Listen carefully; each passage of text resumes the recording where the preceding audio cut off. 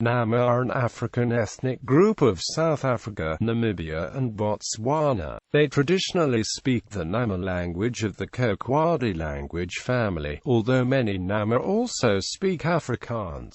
The Nama are the largest group of the Khoikhoi people, most of whom have largely disappeared as a group, except for the Namas. Many of the Nama clans live in central Namibia, and the other smaller groups live in Namaqualand, which today straddles the Namibian border with South Africa. History. For thousands of years, the Khoisan peoples of South Africa and southern Namibia maintained a nomadic life. The Khoikhoi as pastoralists and the San people as hunter-gatherers. The Nama are a Khoikhoi group. From 1904 to 1907, the Germans, who had colonized present-day Namibia, waged war against the Nama and the Hero, leading to the Hero and Namaqualand genocide, in which they killed at least 80% of the Nama and Hero populations. This was motivated by the German desire to establish a prosperous colony which required displacing the indigenous people from their agricultural land. Large herds of cattle were confiscated and Nama and Hero people were driven into the desert and in some cases interned in concentration camps on the coast, for example at Shark Island. Additionally, the Nama and Hero were forced into slave labor to build railways and to dig for diamonds during the Diamond Rush. In the 1920s, diamonds were discovered at the mouth of the Orange River, and prospectors began moving there, establishing towns at Alexander Bay and Port Nolloth. This accelerated the appropriation of traditional lands that had begun early in the colonial period. Under apartheid, remaining pastoralists were encouraged to abandon the traditional lifestyle in favor of village life. The Nama originally lived around the Orange River in southern Namibia and northern South Africa. The early colonialists referred to them as Hottentots. Their alternative historical name, Namaqualand, simply stems from the addition of the Khoikhoi language suffix, kwa, khw, meaning people. In 1991, a part of Namaqualand was named the Richtersveld National Park. In December 2002, ancestral lands, including the park, were returned to community ownership, and the governments of South Africa and Namibia began creating a trans-frontier park from the west coast of southern Africa to the desert interior, absorbing the Richtersveld National Park. Today, the Richtersveld National Park is one of the few places where the original Nama traditions survive. There, the Nama move with the seasons and speak the language. The traditional Nama dwelling, the Haru-Oms, or portable rush mat-covered domed hut, protects against the blistering sun, and is easy to move when grazing becomes scarce. At the dawn of the 19th century, Ulim people encroached into Namaqualand and Damaraland. They likewise descended from indigenous Khoikhoi but are a group who mixed with Europeans and with slaves from Madagascar, India, and Indonesia. After 2 centuries of assimilation into the Nama culture, many Ulims today regard Khoikhoi as the mother tongue, though others speak Afrikaans. The distinction between Namas and Ulims has gradually disappeared over time to an extent where they are today regarded as one ethnic group, despite the different backgrounds.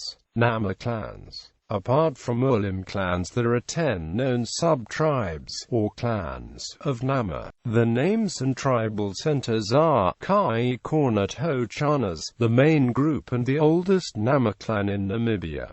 Gami Nun at Wambad, Aonian at Roy Bank, Gemen at Sesfontein, Khoikhoi at Gotchas. After being defeated by Imperial Germany's Schutztruppe in the Battle of Swartfontein on 15 January 1905, this Nama group split into 2. Part of the Khoikhoi fled to Lokwabe, Botswana, and stayed there permanently. The part that remained on southwest African soil relocated the tribal center to Ampabo. In 2016, David Hans was inaugurated as chief of the clan.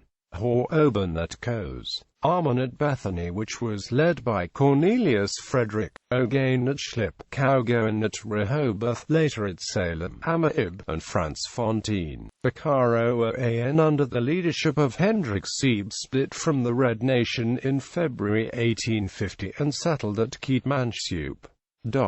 Culture. In general, the Nama practice a policy of communal land ownership. Music, poetry and storytelling are very important in Nama culture, and many stories have been passed down orally through the generations. The Nama have a culture that is rich in the musical and literary abilities of its people. Traditional music, folk tales, proverbs, and praise poetry have been handed down for generations and formed the base for much of the culture. They are known for crafts which include leatherwork, skin karosses and mats, musical instruments, jewelry, clay pots, and tortoise-shell powder containers. The traditional dress of Nama women consists of long, formal dresses that resemble Victorian traditional fashion. The long, flowing dresses were developed from the style of the missionaries in the 1800s, and this traditional clothing is today an integral part of the Nama nation's culture. They have largely abandoned the traditional religion through the sustained efforts of Christian proselytizers.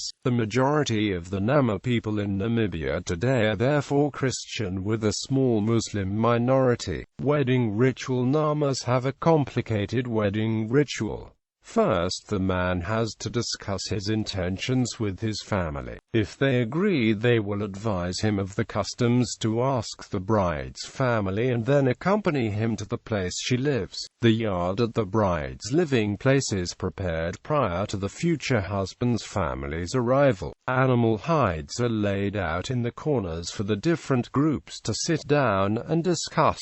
The groom's family ask for the gate to be open. If this is granted, the groom is interrogated about details of the bride, including the circumstances of the first meeting and how to identify her body marks to make sure both know each other well. If the bride is pregnant or already has children from her future husband or someone else, the bride is subjected to the door cleansing ceremony. After several days, the wedding ritual continues in reverse. The bride's family visits the clan of the groom. If all is to the satisfaction of the two clans, an engagement day is announced. At the engagement, the groom's family brings live animals to the woman's family home. The animals are slaughtered, hung on 3 sticks, and each part is offered to the bride's family. Other items like bags of sugar or flour are only offered in quantities of 2 or 4 to indicate that there will always be abundance of food. This process is also celebrated in reverse at the man's family home. White flags are mounted on both families' houses, which may not be taken off but wither or are blown off by the wind one day. The wedding preparations can take up to 1 year. The family of the groom makes a gift to the bride's mother, traditionally a cow and a calf, for she has raised the bride at her breast. A bargaining process accompanies the gift that can take weeks in itself. On wedding day, both families provide animals and other food and bring it to the bride's home.